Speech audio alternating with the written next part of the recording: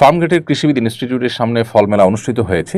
অনুষ্ঠানের শেষ দিন স্টলগুলো থেকে ফল লুটপাটের ঘটনা ঘটে। বিভিন্ন বয়সের ও শ্রেণী পেশার নারী পুরুষকে লুটপাটে অংশ নিতে দেখা যায়।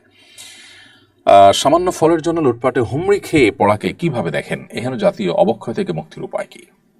খুবই গুরুত্বপূর্ণ প্রশ্ন। ফল মেলাতে যারা যান, বিশেষ করে ফল মেলাতে ফল কিনতে যারা যান, তারা সমাজের একেবারে গরিব অসহায় মানুষ না। তারা সমাজের এমন মানুষ যারা খেয়ে পরে ভালো আছেন, এখন তারা ফল খাইতে চাচ্ছেন, ফলের মেলা দেখতে গেছেন, এরকম হলো বেশিরভাগ মানুষ। হ্যাঁ, উৎসুক জনতা হিসাবে অনেক মানুষ, গরিব মানুষও চায়, সেটা সীমিত পরিসরে। সাধারণত এই সমস্ত মেলা যারা যান তারা খেয়ে পরে ভালো আছেন এমন মানুষগুলো।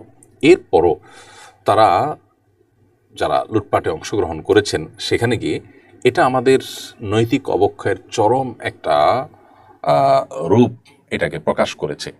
অর্থাৎ আমাদের সমাজের মানুষের নৈতিক অবক্ষয় এটা যে কোন পর্যায়ে পৌঁছেছে এই ঘটনা থেকে সেটি বোঝা যায়। এতটুকু সংযম যদি আমাদের মধ্যে না থাকে তাহলে আমরা নিজেদেরকে মুসলিম অন্তত দাবি করবার নৈতিক অধিকার আমরা রাখি না।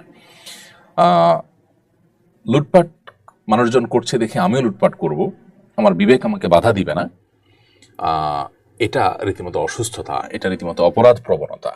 আমরা যারা এই ঘটনায় জড়িয়েছি, যে সমস্ত মানুষজনের ঘটনায় জড়িয়েছেন, তারা আয়না নিজেদের চেহারাটা দেখা উচিত। তারা মানুষ হিসাবে কতটা অপরাধ প্রবণ, তাদের প্রবৃত্তি কতটা নষ্ট হয়েছে এই ঘটনার মধ্য দিয়ে সেটি কিন্তু প্রকাশ পেয়েছে। আমাদের উচিত এজন্য রাষ্ট্রের সর্বস্তরে আমাদের জীবনের প্রতিটি ক্ষেত্রেই ধর্মীয় শিক্ষা, মোরালিটি, নীতিনৈতিকতা, এটার চর্চা আমাদের মধ্যে বাড়ানো। তাহলে ইনশাআল্লাহ বিইذনিল্লাহ আশা করা যায় অধঃপতন থেকে, নৈতিক অবক্ষয় থেকে আমরা রক্ষা পেতে পারি।